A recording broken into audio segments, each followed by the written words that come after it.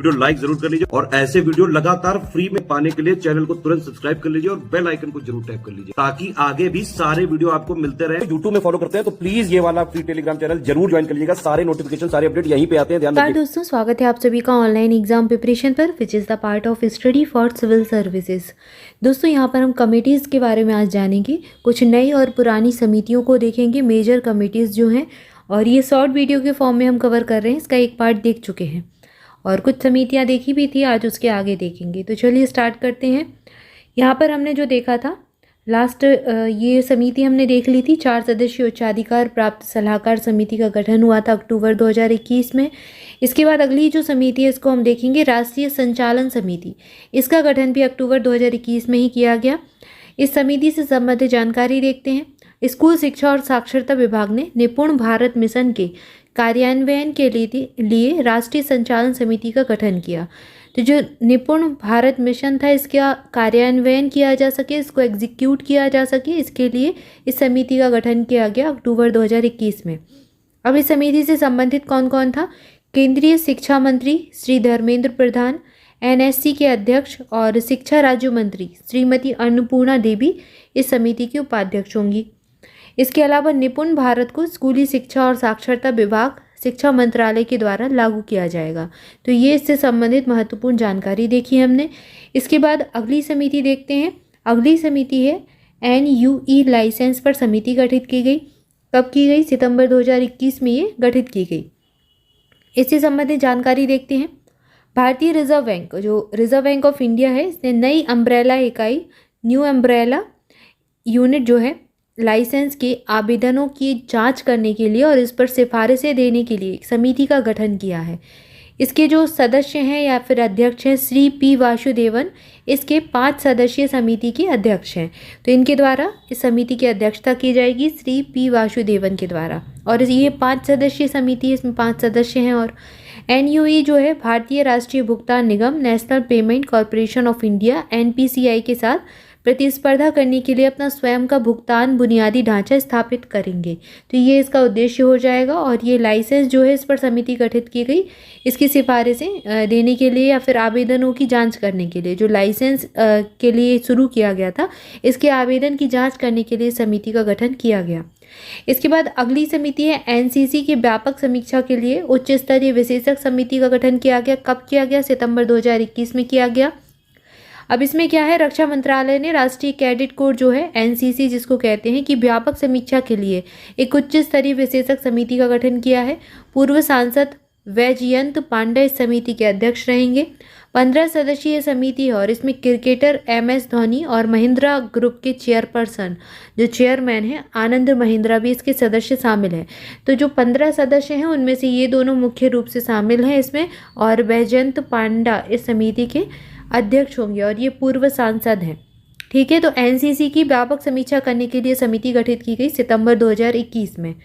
इसके बाद अगली समिति है राष्ट्रीय पाठ्यक्रम की रूपरेखा तैयार करने के लिए राष्ट्रीय संचालन समिति का गठन किया गया। कब किया गया? सितंबर 2021 में। सितंबर 2021 की है दोनों, NCC वाली भी और ये वाली भी।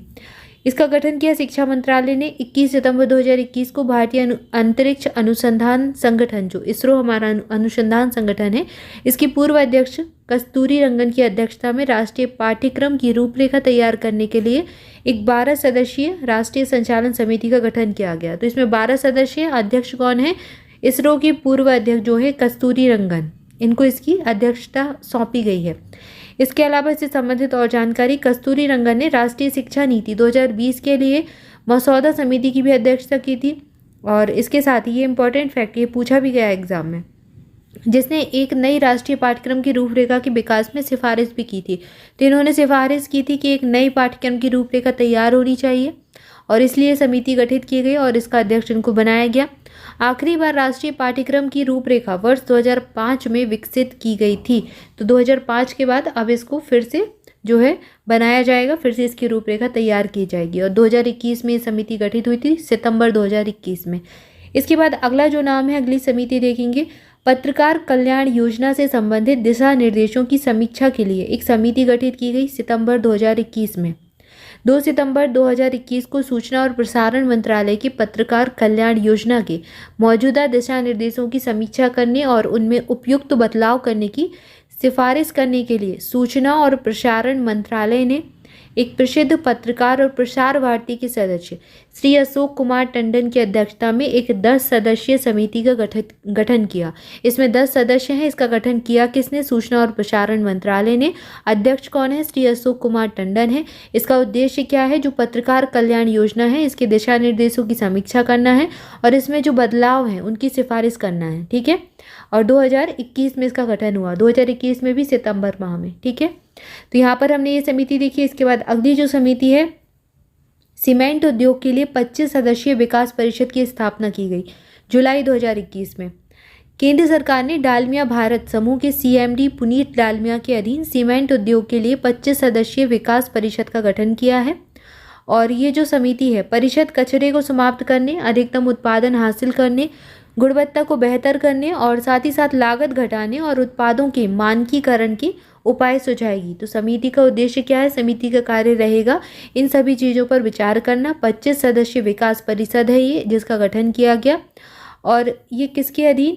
पुनीत डालमिया के अधीन। सीमेंट उद्योग, पुनीत डालमिया इसके अध्यक्ष रहेंगे। तो यहाँ पर हमने इस समिति के बारे में जाना। इसके बाद अगला जो है, DPIIT ने 9 सदस्यीय पैनल का गठन किया है जुलाई 2021 में। केंद्र सरकार ने डिजिटल वाणिज्य के लिए एक ओपन नेटवर्क ONDC के विकास के लिए 9 सदस्यीय पैनल का गठन किया है। तो केंद्र सरकार के द्वारा ये किया गया है। और इसका अधिकार क्या है?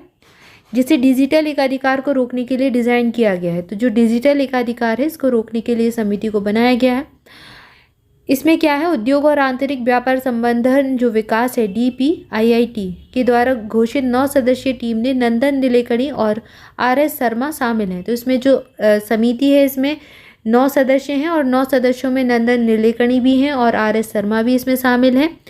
समिति केंद्र सरकार ने गठित की है। किस लिए की है? जो डिजिटल वाणिज्य है इसके लिए एक ओपन नेटवर्क के विकास करने के लिए समिति का गठन किया गया है। ठीक है। जो डिजिटल एकाधिकार है उससे संबंधित चीज़ों के लिए इसको बनाया गया है। क्लियर है। तो यहाँ पर हमने कुछ समितियों के बारे में जाना। इसके आगे जो और समिति है उनको अगली वीडियो में देखेंगे। तब तक के लिए आप सभी चैनल के साथ जुड़े रहिए। चैनल को सब्सक्राइब जरूर कर दें, वीडियो को लाइक जरूर कर दें। Thank you for watching this video. मिलेंगे नेक्स्ट वीडियो में। Thank you so much.